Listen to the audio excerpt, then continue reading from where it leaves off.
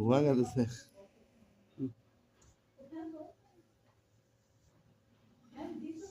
তুতুন, ও তুতুন,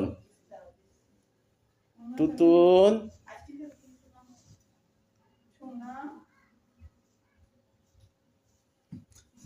মুখ খোলা রাখেন মুখ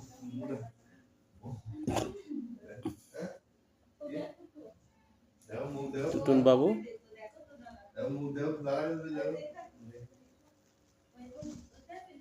তুতুনের খুবই অসুস্থ, কেবল ডাক্তার থেকে আসলো, একেবারে চোখ মুখ হলুদ হয়ে গেছে, স্বাস্থ্য খারাপ হয়ে গেছে একেবারে, খুবই দুর্বল হয়ে গেছে বাবুটা, চরম দুর্বল।